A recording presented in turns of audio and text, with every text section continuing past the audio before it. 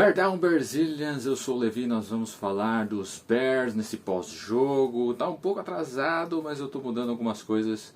Muito em breve a gente vai ter uma melhor estrutura. Deixa o seu like, compartilha, se inscreve nesse canal e vamos falar de Chicago Bears.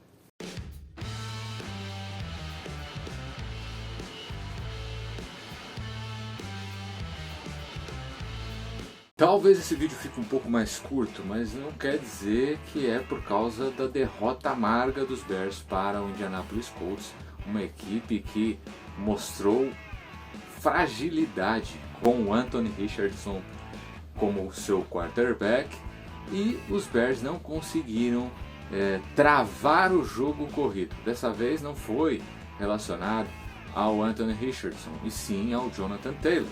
Então os Bears permitiram aí o jogo corrido do Indianapolis acontecer.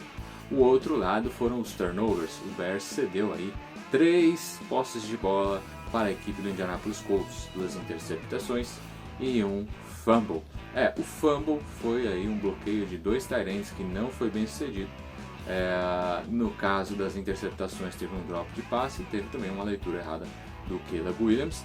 E a gente teve um resultado negativo, 21-16. A equipe dos Bears acabou tendo que produzir no jogo aéreo e o Caleb Williams forçou o seu braço 50 vezes para completar 33 passes, passar para 363 jardas, 2 touchdowns, 2 interceptações.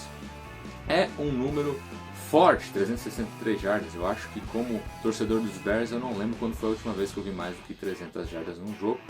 Enfim, é algo que marca por um lado, mas que deixa ainda os seus pontos de atenção por toda a estrutura que envolve Caleb Williams e esse ataque do Chicago Bears. Tivemos pontos positivos, sim, a defesa mais uma vez mostrou que veio para o trabalho e roubou bolas. Teve até um lance que foi terminado antes da hora, onde seria uma interceptação do Andrew Billings em cima do Anthony Richardson, que soltou a bola de susto, não sei, e acabaram finalizando a jogada um pouco antes. Não foi problema, Chicago acabou parando o avanço dos Colts e recebeu a posse de bola. A defesa cedeu jardas no jogo terrestre, é algo que a gente tem que olhar com atenção, porque a gente vai enfrentar equipes prontas mais para frente, rivais de divisão que vão correr com a bola, então a gente tem que ter essa defesa forte e sólida para parar o jogo corrido.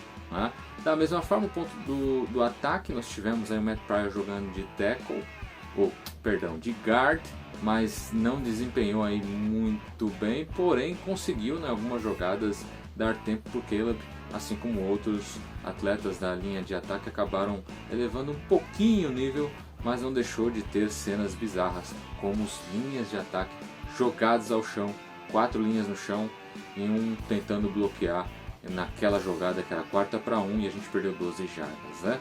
O tradicional, o jogo corrido, aquele jogo corrido entre os tackles, ele funciona muito bem.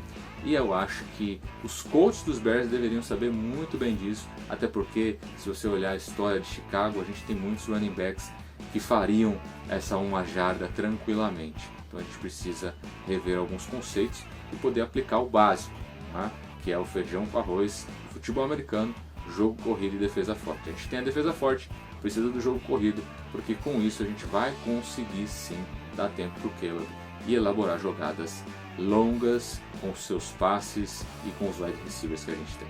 Falando em receiver, o Dunze recebeu 6 vezes para 112 jardas, ele apareceu bem, marcou seu primeiro touchdown, inclusive ficou ali disputando a bola do primeiro touchdown, que foi ele junto com Caleb Williams, e isso também gerou um timeout gasto pelo coach Eberflus, porque nem ele definiu se ia para a conversão de 2 pontos ou se iria chutar o ponto extra.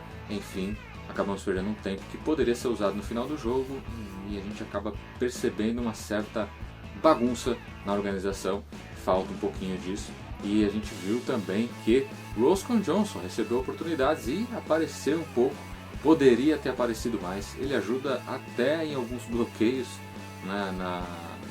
ali no backfield, tentando ajudar o quarterback a ter tempo. E ele parece, agora falando já da próxima semana, deve receber mais oportunidades.